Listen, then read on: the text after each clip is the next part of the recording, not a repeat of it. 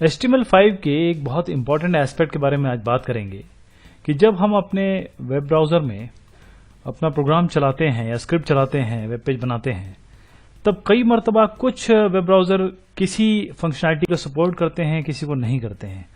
अब क्या है कि जब आप वेब पेज प्रेजेंट करेंगे अपने यूज़र को, और यदि यूज़र को ये चीज़ समझ में नहीं आ रही है कि उसे कौन से ब्राउज़र में क्या चीज़ यूज़ करना है, तो इरिटेशन होगा और आपका वेबसाइट जो आपका काम है वो उतना प्रेज नहीं किया जाएगा। तो बेटर ये है कि पहले से ही चेक कर लें आप कि क्या क्या चीज़ें किस किस ब्राउज़र में अवेलेबल हैं, उस हिसाब से चीज़ों को बनाइए। तो उसके लिए यानी कि जैसे मैं अगर ये आपको एक कोड दिखाऊं कि नेविगेटर है, अगर किसी भी वेब ब्राउज़र में नेविगेटर, उसके अंदर यूज़र एजेंट, उसके अंदर इंडेक्स ऑफ, अगर यह क्रोम मिलता है किसी भी ब्राउज़र में तो ये आपको पता चल जाएगा कि जो ब्राउज़र है वो क्रोम है। और इसी तरीके से अगर ये नहीं है तो इसी नेविगेटर के अंदर यूज़र एजेंट है और उसके अंदर इंडेक्स ऑफ है। अगर MSIE मिलता है, माइक्रोसॉफ्ट इंटरनेट एक्सप्लोरर, तो ये बताएगा कि ब्राउज़र जो है इंटरनेट एक्सप्लोरर। ये तरीका है, इस तरीके से आप पता कर सकते हैं। तो ये एक तरीका हो गया आपका पता करने का, लेकिन क्या ये तरीका कितना कारगर है, कितना जायज़ है और कितना हेल्पफुल है, ये एक विवेचना का विषय है।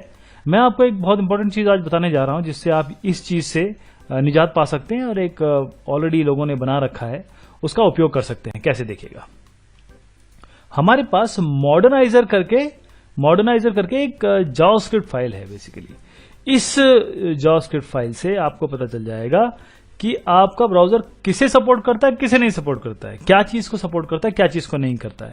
तो मॉडर्नाइजर कहाँ से मिलेगा आपको? आप वेब ब्राउज़र में जाइए अपने, और इस वेब ब्राउज़र में जाके अपना आप गूगल पे टाइप कर सकते हैं या अपने वेब इंजन पे, सर्च इंजन पे टाइप कर सकते हैं मॉडर्नाइजर। नाइजर में NIZR है, ध्यान दीजिएगा। इस मॉडर्नाइजर को जैसे आप क्लिक करेंगे तो आपके पास कुछ ऑप्शंस आएंगे। देखिए कुछ ऑप्शंस है आपके पास। अगर डेवलपमेंट में लेना है डेवलपमेंट ले लीजिए, प्रोडक्शन में लेना है प्रोडक्शन में ले लीजिए, डेवलपमेंट में आइए। अगर आप बिल्कुल नए हैं और आप केवल डेवलपमेंट वर्जन यानी कि पूरा का पूरा लेना चाहते हैं तो आप पूरा ये सिलेक्ट कर सकते हैं।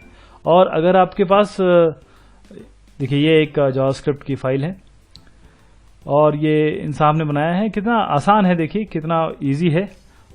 इसको बस आपको अपने जो वेब पेज है उसमें इसको इंक्लूड कर लेना है, इतना ही आपको करना है। तो एक तो ये चीज़ हो गई। दूसरा मैं आपको बता रहा हूं कि थोड़ी सी बड़ी फाइल है, इसको बस इंक्लूड करना है।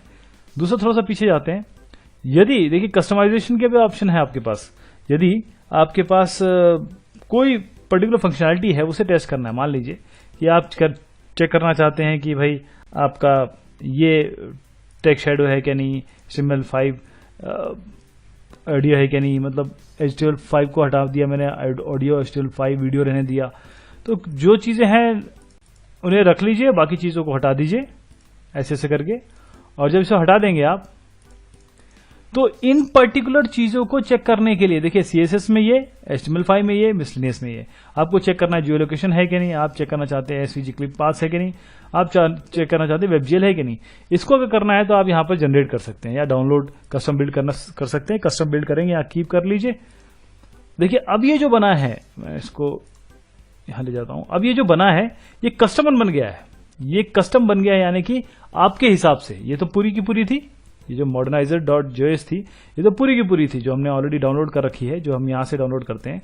अगर हम इस पे डाउनलोड करेंगे तो यही चीज़ आएगी, ये पूरी की पूरी आएगी। आप इसको सेव एज कर सकते हैं, ये आपके पास modernizer latest.js से आ जाएगी। तो एक तरीका ये है आपके पास। दूसरा तरीका जैसे मैंने आपको बताया, केवल आपको 2 या 3 फंक्शनलिटी चेक करना है तो इतनी सारी की जरूरत नहीं है।